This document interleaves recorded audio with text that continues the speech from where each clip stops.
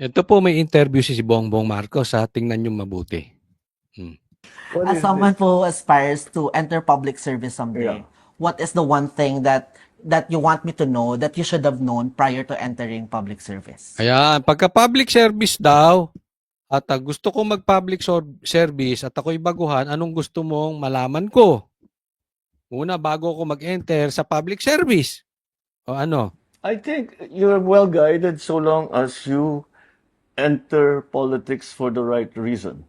And there's only one right reason to To serve. serve. There's no other correct reason. It's a thankless job. So kung i-enter ka ng public service, anong dapat mong malaman?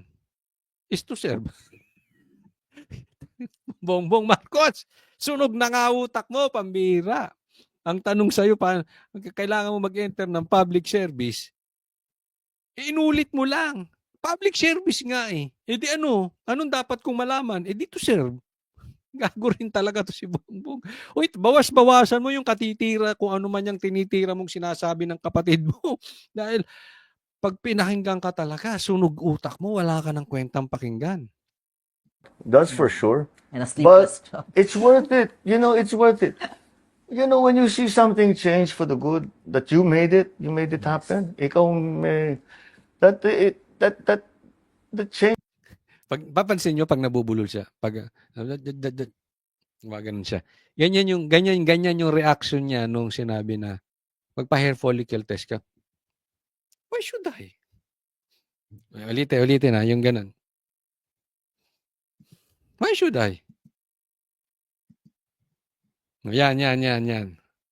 Ganyan din ang reaction niya nung tinanong siya sa hair follicle test. That changes your world. There's nothing better. There's nothing better. Plastic, there's nothing better than to serve. Pambihira eh. Kayong nagpahirap sa Pilipinas. And eto, hindi ko alam itong mga ito, kung sino itong mga ito, pero it looks kabataan sila eh. Diba? Hindi ko sila kilala kung ito isa sa kasi the ID pa eh, naka-ID nakikita nyo. So hindi ko alam kung anong gustong palabasin dito ni Bongbong Marcos na gusto siya ng kabataan. Hindi ko alam kung anong optics na naman itong gusto nilang palabasin. I really don't know them. Baka mamaya nasa opisina naman to nagtatrabaho ni Bongbong. I don't know. Pero sa akin lang, alam naman natin na merong lehitimong survey na lumabas that Sara is leading sa kabataan. Diyan sila namali. Diba? Nagkamali sila ng basa. Akala nila yung Pinklawan, hawak ang kabataan. Hindi po. Yung kabataan, ang gusto si Sara. At kahit nung 2025 election, ang kabataan, they voted for the Duterte Black. Gets nyo? So, sa mga susunod na araw, they will try to tap yung mga undecided pa na mga kabataan. Baka akala nila dahil kabataan, masisira or madali pa nilang baguhin ang pag-iisip. Lalong-lalo na kung makikita si Bongbong Marcos, mapapansin nyo yan. You try to observe. Babaguhin nila yung optics. Lagi silang lalapit sa bata, sa mga kabataan, in preparation para kuhanin ang boto na kabataan kay Sara. Kaya lang, alam nyo, mahirap din lokohin ng kabataan. Bakit? Kasi they are the first hit. Halimbawa, ikay kabataan.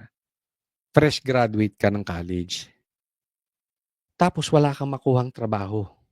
Dahil sa kalukuhan ng pagnanakaw ng gobyerno ni Bongbong Marcos, you will really hate Bongbong Marcos. Or kahit ikay kabataan, hindi ka graduate ng college at wala kang makuhang trabaho, you will hate Marcos. Kaya sapul na sapul ang kabataan eh. The people starting their career, ayaw kay Bongbong. Bakit? Apektado sila eh. Hindi katulad nung ibang medyo may edad na mas forgivable pa na maging panatis ko sila kay Bongbong Marcos kasi they establish na yung trabaho or at the same time, they just want to be fanatics of Bongbong Marcos. Ano na eh, nasa retirement plan na sila, alam mo yung gano'n. Pero yung mga nagtatrabaho, sila po, yung workforce natin, the executives and the blue collar and the white collar, hit yan, sapul talaga yan. Yun ang ayaw kay Bongbong Marcos. Yan ang tinatry nilang i-correct. Than to help somebody outside of yourself, outside your family, your community, your country. May nagawa ka, nagbago yung buhay ng tao. Can you imagine, binago mo yung Yes. buhay ng tao? Llamas na llamas, no? Oo. Iba yung sinasabi, iba yung nangyayari. Ganyan po mag-analyze si Llamas. Ang layo. Iba yung nabago mo yung buhay. Anong nabago sa buhay? Ako nga sinasabi ko, kung ang Marcos ay hindi pinanganak sa Pilipinas, mayaman ang Pilipinas. What a privilege to be able to do that. Ayan po. Ang kalokohan nito. Okay po, maraming salamat sa mga nanood. Sana po ay masubaybayan ninyo ang mga nilalabas kong video. Sana po yung mapanood ninyo. Simula't simula hanggang sa matapos. And hopefully may naitutulong po ako at may natututunan po kayo. Maraming salamat. Lalo-lalo na yung mga suki natin na patuloy na sumusubaybay.